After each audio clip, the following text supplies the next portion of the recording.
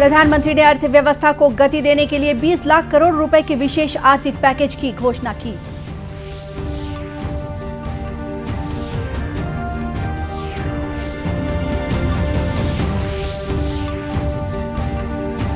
विशेष आर्थिक पैकेज के परिपालन के लिए केंद्र ने मध्यम, लघु और कुटीर उद्योगों की सहायता के लिए अनेक घोषणाएं की।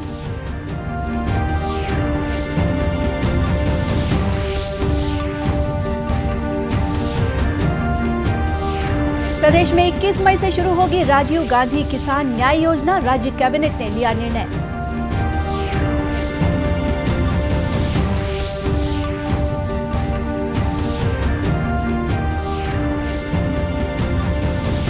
और राज्य में कोरोना संक्रमण का एक और मरीज हुआ स्वस्थ। अब प्रदेश में केवल 4 सक्रिय मामले।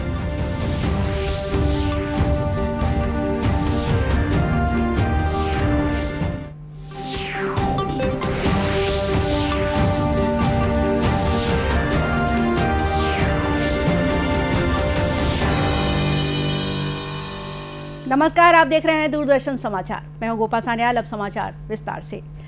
प्रधानमंत्री नरेंद्र मोदी ने कोरोना वायरस महामारी को देखते हुए 20 लाख करोड़ रुपए से अधिक की राशि का विशेष आर्थिक पैकेज घोषित किया है।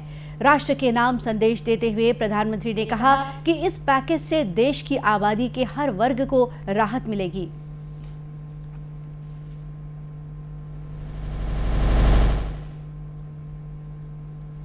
नए संकल्प के साथ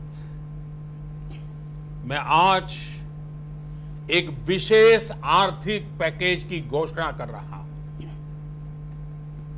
यह आर्थिक पैकेज आत्मनिर्भर भारत अभियान की अहम कड़ी के तौर पर काम करेगा। साथियों, हाल में सरकार ने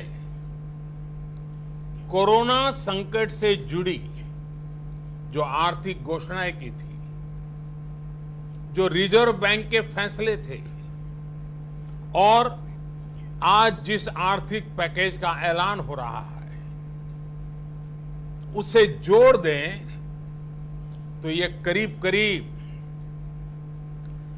20 लाख करोड़ रुपए का है।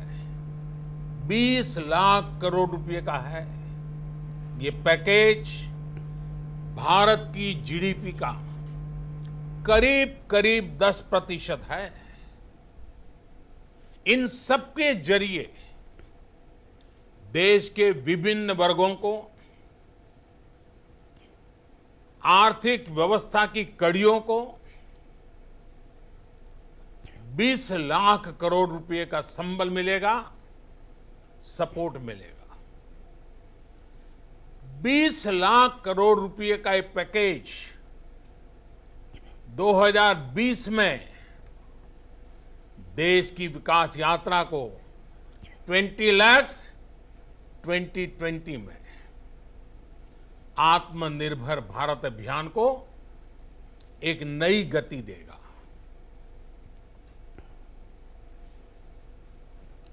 श्री मोदी ने कहा कि कोविड-19 के बाद भी आत्मनिर्भर भारत बनना जरूरी है। उन्होंने इस बात पर जोर दिया कि भारत की आत्मनिर्भरता अर्थव्यवस्था, ढांचागत क्षेत्र, जनसांख्यिकी और मांग पर आधारित होगी। अपने संबोधन में प्रधानमंत्री ने कहा कि कोरोना संक्रमण लंबे समय तक रहेगा, लेकिन हमें इसके साथ रहकर जीना होगा।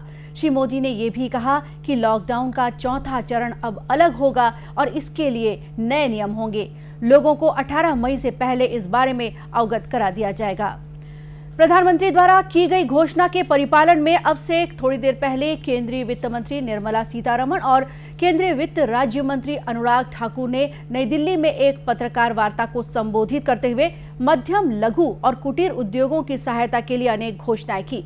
इसके तहत ऐसे उद्योगों को बिना किसी गारंटी के 4 साल की अवधि के लिए कर्ज दिया जाएगा। इसके लिए 3 लाख करोड़ रुपए का प्रावधान किया जाएगा।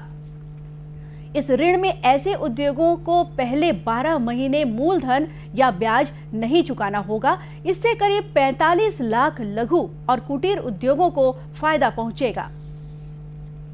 कि collateral free automatic loan 3 lakh crore रुपए का मध्यम सूक्ष्म लघु कुटीर और गृह उद्योग को मिलेगा। इसमें किसी को अपनी ओर से कोई गारंटी, कोई कोलेटरल देने की आवश्यकता नहीं है और इसका समय सीमा भी 4 वर्ष की होगी और पहले 12 महीने यानी कि पहला 1 वर्ष उनको प्रिंसिपल रीपेमेंट नहीं करना पड़ेगा, इनके मूलधन का चुकाना नहीं पड़ेगा, मूलधन को नहीं चुकाना पड़ेगा और 12 महीने की इस पे छूट रहेगी और 4 वर्ष के लिए उनको ऋण दिया जाएगा। तो 3 लाख करोड़ रुपए का ये ऋण, ये हमने बगैर किसी गारंटी, बगैर किसी कोलेटरल के भारत के मध्यम सूक्ष्म लघु उद्योग, कुटीर और गृह उद्योग के लिए मोदी सरकार ने करके दिया है।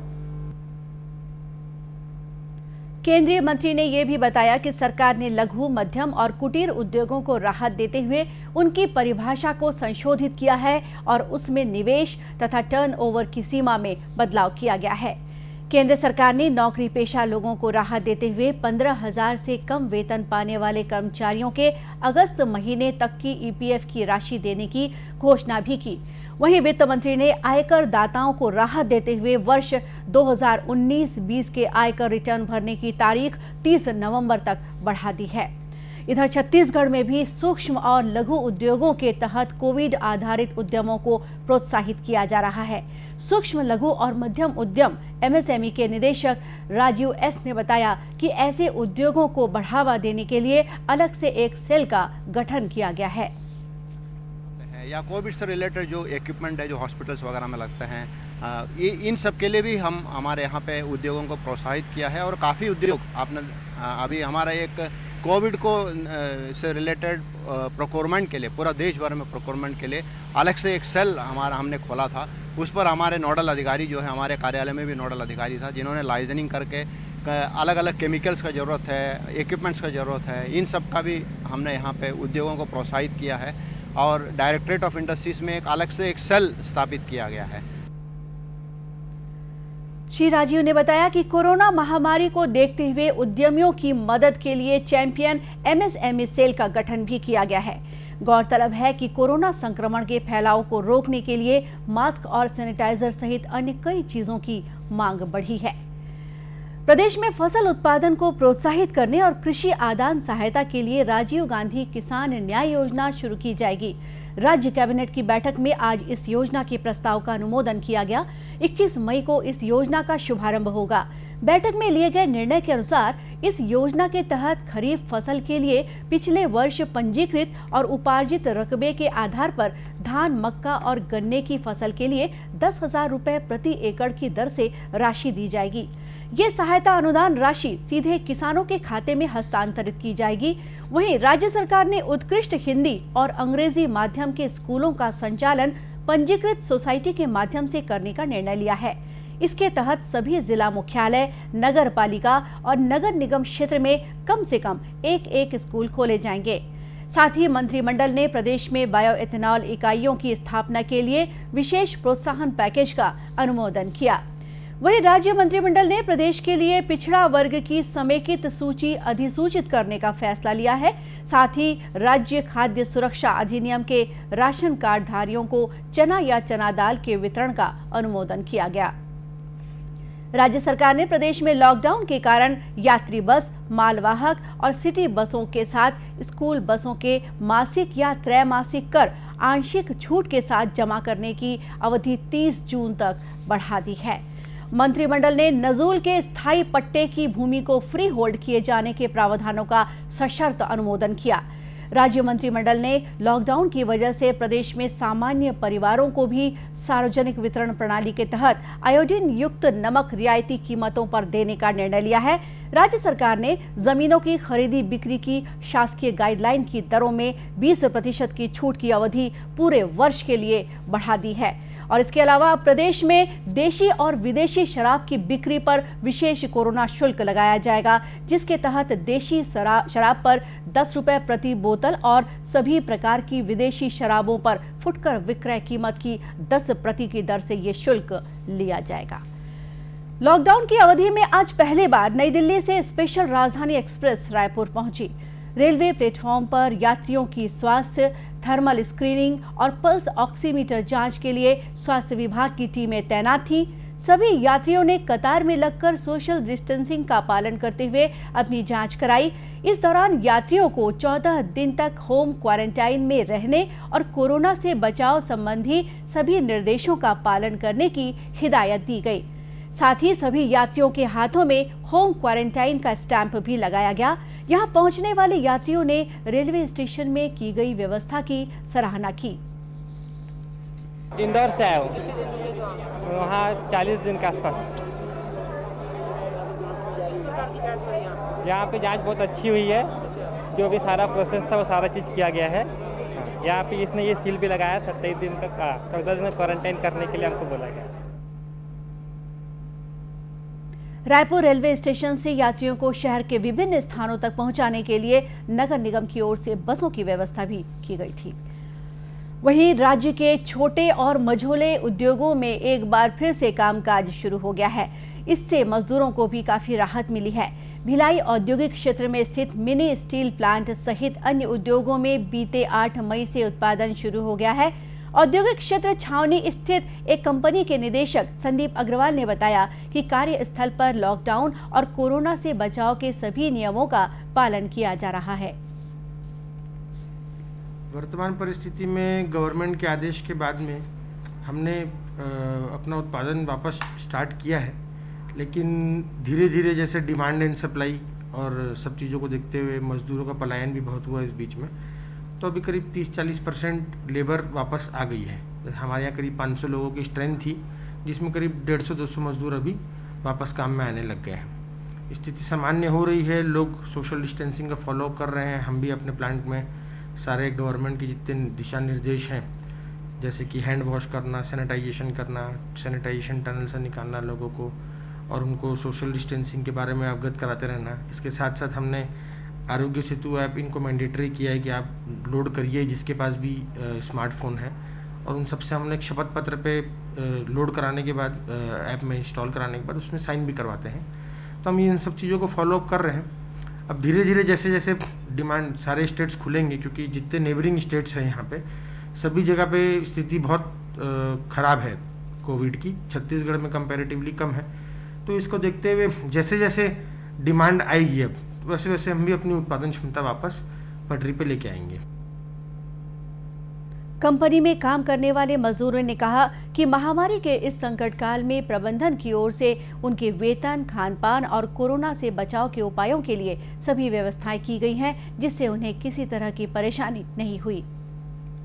कोविड संक्रमण के चलते जो लॉकडाउन चल रहा था, इसमें तीसरे लॉकडाउन में हम लोगों को मिल मालिकों की तरफ से, फैक्ट्री मालिकों की तरफ से बहुत बड़ी राहत मिली है कि सभी ने छोटे और मझोले उद्योगों को चालू कर दिया है, जिसके कारण में जो रोजी मजदूर वाले हैं, ठेका मजदूर वाले हैं, इन सभी को काम जो है पुनः फिर से चालू हो चुका है।